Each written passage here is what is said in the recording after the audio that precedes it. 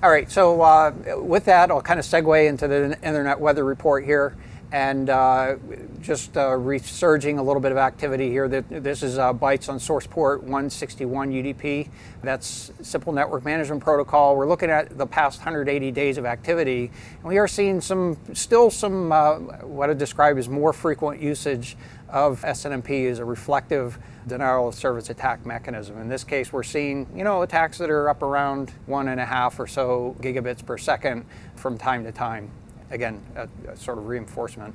So just to put that into perspective with the sort of the collective reflective denial of service attack activity, this is showing the last year of activity.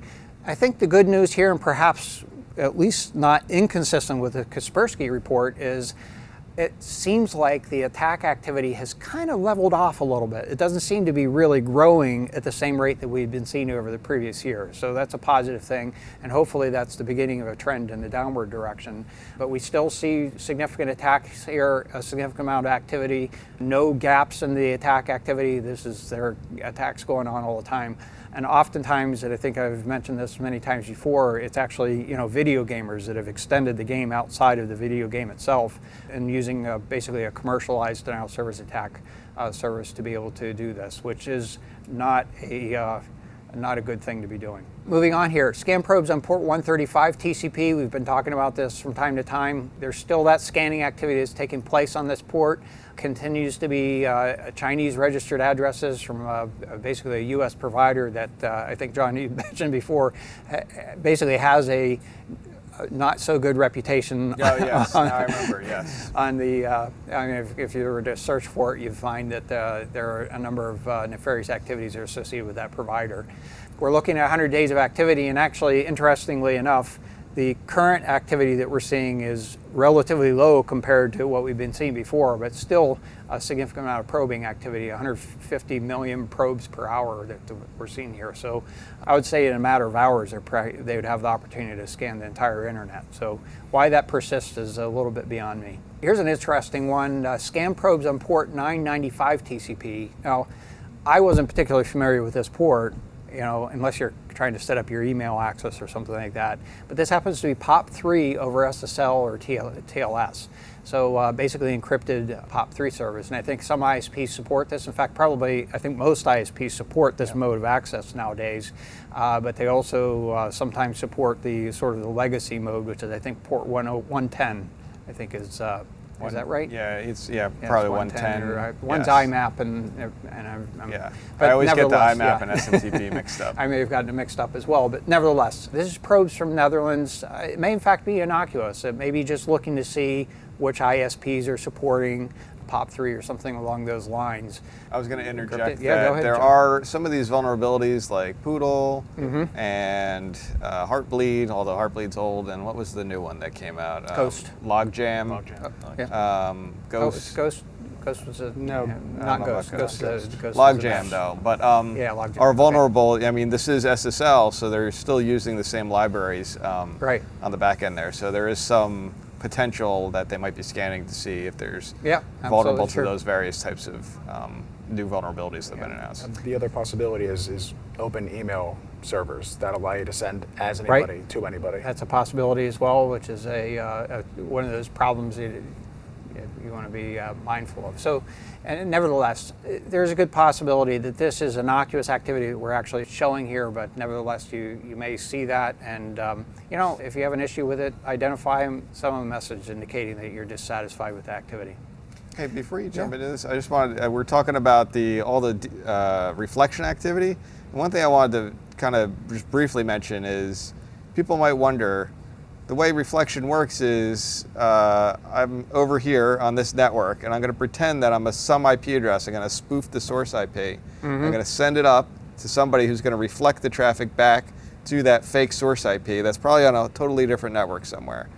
And you would think, okay, as a service provider, why are you allowing people to spoof source IPs? Because you should be able to tell, hey, that's not one of my IPs. That IP is way over here on some other network. Right. And there is BCP 38, I think it is. Yep. So if you are an ISP, you should probably, and you're not doing that spoof source ingress filtering that BCP 38 mentions, it's probably something to take a look into. Because that's the reason that all of this reflection activity can occur, is because ISPs or allow it, and it kind of has to be done at a kind of closer to where your customer base is. If you're carrier, you can't do it up in the carrier cloud because you don't know where what came and what not from. But you got to work with the routing protocols, right? Right. So anyway, I just wanted to mention that. Yeah, people should think about that. Good point, John. That extends out. It's beyond ISPs themselves. Any hosting provider where they're leasing out servers that might have become compromised, cloud service providers, same issue. If they're not doing spoof protection,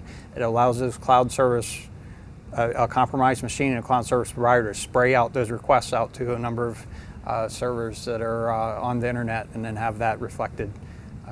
Those responses go back to the target. I wonder what it would take to have that put into the firmware of all the home routers that we keep seeing. Good question. So there's a significant number of home users, and if maybe an ISP is not willing to make that change for whatever reason, maybe at least enforcing it at the first hop away from that attacking home laptop, for example. Good point, Matt. I had a list of things that every internet connected device should have as basic features. We're going to have to add another. So I think there were 5 items. We're going to make it 6, all right. or at least consider it. So interesting, good point. Okay, so looking at the top 10 most probed ports, at the top of the list here we have port 22 TCP. That's unchanged. What did change significantly is port 8080 TCP moved up 12 slots from last week. I don't have a real clear explanation for that, but we'll take a little bit of a closer look in a moment here. Port 23 TCP, that's Telnet. Manny, I've still got it right. Manny, you talked a little bit earlier about the password guessing. Oftentimes that's over port 23 getting to these home router devices. We talked about port 135 TCP already, and 445 is a steady participant on this list. 443 TCP followed by 80 TCP, looking for those web servers, likely ones that could be compromised, or on the dark web that are outside of Tor. That is the ones that aren't found by traditional search engines. 1900 UDP, that's oftentimes associated, or actually most frequently associated with the reflective denial of service attacks. That's simple service discovery protocol. And then at the bottom of the list here today is 3389 TCP, which is a remote desktop protocol, looking for opportunities to gain access into enterprises most likely. So in these probes on port 8080 TCP, 8080 is generally an alternative port for HTTP, or used oftentimes in the HTTP proxy. We're looking at 30 days of activity here. The primary sources in this case are in China, likely looking to identify anonymizing proxies or exploitable websites. So not a clear explanation for why there was a surge of activity in this particular case. It seems to be tapering off as we go here.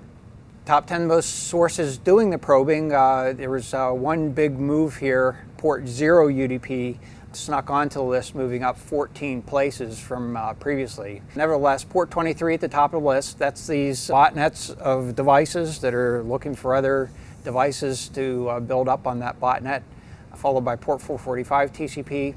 Steady on the list. Some of this peer-to-peer activity, we had talked about 17788. It appears to be a BitTorrent network to perhaps share some pirated video content, television programming. Port 0 UDP, generally in flow analysis, which this is all based on flow analysis, fragmented packets are going to show up as port 0 UDP. And that appears to be the cause of this in this circumstance, although when I was looking at it, it wasn't exactly clear what was going on in that case. So perhaps a little more analysis is warranted. And then port 80 TCP is showing up on the list. I noticed in that denial of service attack that you had showed that there was some amount of 0 UDP fragmented activity in there. Most likely fragmented. I doubt that accounted for this rise here because this seems pretty high up. So. Yeah, this is, it's not a horrendous amount, but this was actually, in fact, I think I have a graph to show here. What do you know? I do. Otherwise, port 0 UDP is reserved. So where it actually shows up on the network, it tends to be associated with fragmentation. Now, this is a case where we're looking at the number of sources that are doing that activity, and it appears as though they're doing scanning. So in the context of attack activity, particularly denial of service attack activity, the tendency would be to have some sort of an attack where it's attacking a lot of IP addresses, and that gives it an appearance of a lot of sources that are doing it. So again, it's relatively spiky activity that we're seeing here. We just happened to have picked up on that from some activity yesterday.